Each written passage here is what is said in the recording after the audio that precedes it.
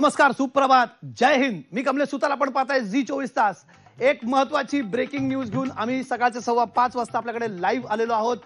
भारताने पहलगामच्या बदला घेण्यासाठी काल मध्यरात्री पाकिस्तानातल्या भारताने 9 ठिकाणी सर्जिकल स्ट्राईक्स केल्यात. पुन्हा एकदा भारताने सर्जिकल स्ट्राईक करत पाकिस्तानला उत्तर चोख दिलेला आहे. दहशतवादाचा पालनपोषण करता पाकिस्तानला 9 ठिकाणावरती हल्ला करून भारतानं त्यांना काल चांगलीच अद्दल घडवलेली. रात्री 1:30 वाजतापासूनच्या ज्या घडामोडी झालेल्या आहेत त्याचं हे लाईव्ह अपडेट घेऊन आम्ही आता आपल्या समोर आलेलो आहोत. महत्वाच्या ज्या बातम्या या क्षणाच्या रात्री काय काय घडलं हे सगळं आम्ही दाखवणार आहोत. भारतीय हवाई दलाकडून 9 ठिकाणांवरती अचूक लक्ष करण्यात आलेलं आहे. पीओकेतल्या 5 ठिकाणावर आणि पाकिस्तानातल्या इतर 4 ठिकाणांवरती ऑपरेशन सिंदूर करत भारतीय लष्कराने आणि भारतीय वायुसेनेने हा हल्ला केलेला आहे. पहलगामच्या घटनेनंतर भारतानं सांगितलं होतं की योग्य वेळी योग्य उत्तर दिलं जाईल आणि काल रात्री 1:30च्या सुमारास भारताने पाकिस्तानमध्ये हल्ला करत पाकिस्तानला पुन्हा एकदा अद्दल घडवलेली आहे. आज दिवसभरात मॉक ड्रिल होणार होता अनेक ठिकाणी. त्याच्या पार्श्वभूमीत त्याच्या आधीच भारताने हा सर्जिकल स्ट्राईक करत पाकिस्तानला पुन्हा एकदा अद्दल घडवलेली आहे. ही ब्रेकिंग बातमी घेऊन सकाळी आम्ही आपल्या समोर लाईव्ह आलेलो आहोत. भारताकडून जी ठिकाणं टार्गेट करण्यात आलेली आहेत त्याच्यामध्ये मुझफ्फराबाद आहे, कोटली आहे. मुझफ्फराबाद हे ते ठिकाण आहे जिथे लष्कर ए तैयबाचं हेडक्वार्टर असल्याचं सांगितलं जातं. कोटली आहे, गुलपूर आहे, भिंबर, सियालकोट, मुरीद सुद्धा एक ठिकाण आहे जिथे हाफिज सईदचा ठिकाणा असल्याचं सांगितलं जातं. बहावलपूर, चक अमरू या ठिकाणांवरती भारताने हल्ले केलेले आहेत, हवाई हल्ले केले आहेत. कुठल्याही सिव्हिलियन ठिकाणी, कुठल्याही नागरी वस्त्यांवरती हे हल्ले भारताने केलेले नाहीत असं भारताने स्पष्ट केलेलं आहे. त्यामुळे हा एक या क्षणाचा महत्वाचा अपडेट. भारताचं ऑपरेशन सिंदूर आणि रात्रीच भारतीय लष्करानं सगळ्यात पहिले हा हल्ला करण्याच्या काही मिनिट आधी भारतानं 1:28 ready to strike, train to win असं ट्विट भारताने केलं होतं. भारतीय सैन्याच्या पोस्टवरनं हे ट्विट आलं होतं आणि नंतर 1:30 ते 1:53 सुमारामध्ये भारताने 9 ठिकाणी हवाई स्ट्राईक्स केलेले आहेत. ही दृश्य तुम्ही बघतायत. पीओके आणि पाकिस्तानातील कोटली, मुझफ्फराबाद, बाग, मुरीद के, अहमदपूर, शर्किया, फैसलाबाद या ठिकाणी हल्ले हे करण्यात आलेले आहेत.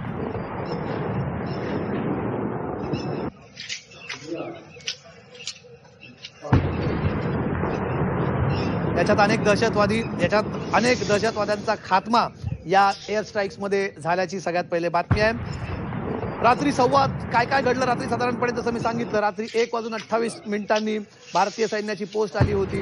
1:28 भारतीय सैन्याची पोस्ट होती ready to strike, train to win ही पोस्ट आली होती. त्याच्यानंतर 1:30 म्हणजे 1:30 ते 1:53 सुमारास 9 टार्गेट्सवरती हवाई स्ट्राईक्स भारताकडनं करण्यात आले होते. पीओके मधली ठिकाणं होती कोटली, मुझफ्फराबाद, बाग, मुरीद के जिथे हाफिज सईदचा ठिकाणा मानला जातो, अहमदपूर, शर्किया, फैसलाबाद ही ठिकाणं त्याच्यामध्ये होती आणि याच्यातली कुठलीही सिव्हिलियन ठिकाणं नाही आहेत असं भारताने स्पष्ट केलेलं आहे. दुसरीकडे 12 दहशतवाद्यांच्या सुरुवातीच्या काळात ही बातमी आली होती. अजूनही हा आकडा वाढतोय. 55च्या वरती हा आकडा असल्याची शक्यता आहे. त्या खात्मा दहशतवाद्यांचा झालेला आहे. रात्री 2:15 वाजता NSA अजित डोभाल यांनी अमेरिकेच्या NSA आणि विदेश मंत्र्यांशी संवाद साधून त्यांना या एअर स्ट्राईक्स बद्दलची माहिती दिली आहे. पाकिस्तानकडून UN परिषदेला तातडीचं सत्र बोलवण्याची मागणी पाकिस्तानकडनं करण्यात आलेली आहे. ही घटना घडली आहे 2:45 अर्थात 2:45 वाजता. 3:30 वाजता पाकिस्तानचे पंतप्रधान शहबाज शरीफ यांनी याला कायर हल्ला आणि सशक्त प्रत्युत्तर दिलं जाईल असंही म्हटलं. हे ट्विट आम्ही आपल्याला दाखवणार आहोत. भारताच्या आकाश क्षेपणास्त्राने पाकिस्तानचे JF-17 विमानही पाडल्याची माहिती या क्षणाला येते. आकाश जमिनीवरून हवेत मारा करणारं क्षेपणास्त्र आहे. हे मेक इन इंडिया अंतर्गत बनवण्यात आलेलं क्षेपणास्त्र आहेत. या सगळ्या महत्वाच्या बातम्या त्याचे सगळे अपडेट आहेत. सगळ्यात पहिले उर्वशीकडे जाऊया. उर्वशी कोणा आमची प्रतिनिधी दिल्लीवरून आमच्यासोबत जोडली जाते. उर्वशी, काय आताची माहिती आहे? रात्री हे ऑपरेशन झालं, रात्रभर तुम्ही या ऑपरेशनसाठी जाग्यात. काय साधारणपणे रात्री घडलं आणि सध्याची दिल्लीमध्ये काय परिस्थिती आहे? खूप मोठा उत्तर भारताने पाकिस्तान आणि पाकिस्तानच्या दहशतवादाला लक्षात घेऊन दिला आहे. 1:28 आपण बघितलेलं की कशा प्रकाराने भारतीय सैन्य दलांनी ट्विट केलेलं ready to strike, train to win.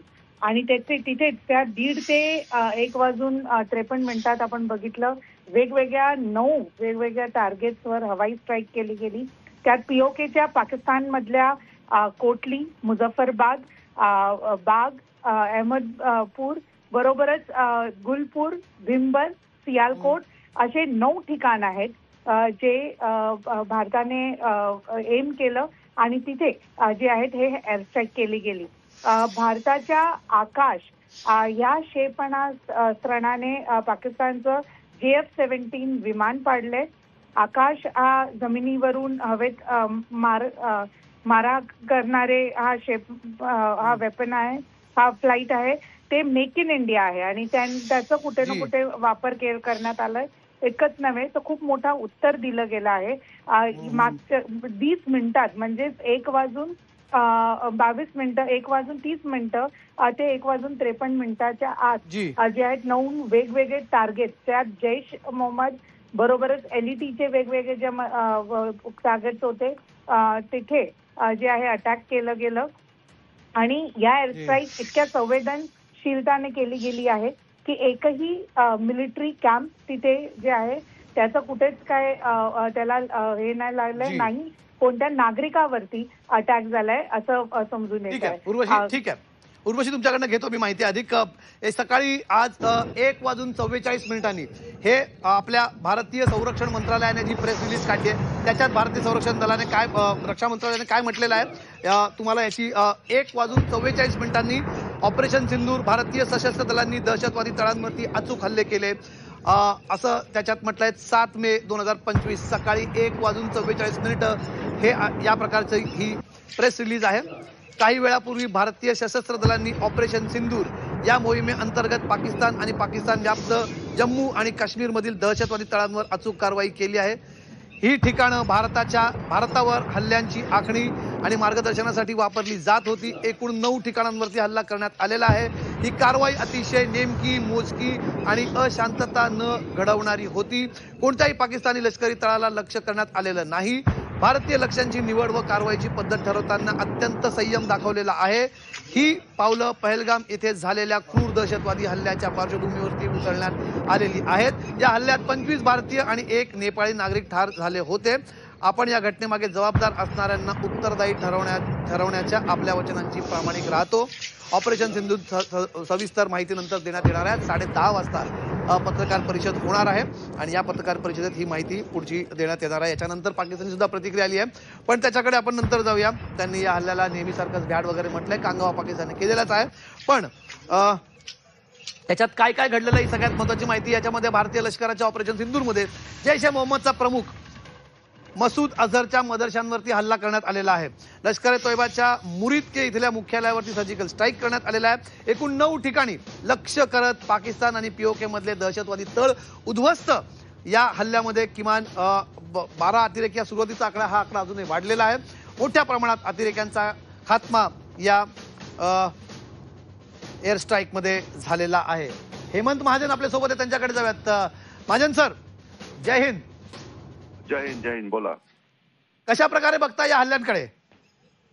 असं आहे की आपण म्हणजे एकाच वेळेला आर्मी, नेव्ही, एअरफोर्सचा वापर करून डिफरंट प्लॅटफॉर्म्स म्हणजे विमानातून आणि जमिनीवरनं अशा प्रकारचं फायरिंग केलेलं आहे आणि 30 मिनिटाच्या आत हे 24 ठिकाणी फायरिंग केलं. 9 ठिकाणं होती पण 24 टार्गेट्स वेगवेगळ्या ठिकाणी ही मारली गेलेली आहेत आणि ज्याच्यामुळे लष्कर ए तोयबा जे या हल्ल्याचं त्यांच्याकडे ज्यांनी क्लेम केलं होतं आणि जैश ए मोहम्मद तो नंबर 2 ग्रुप आहे.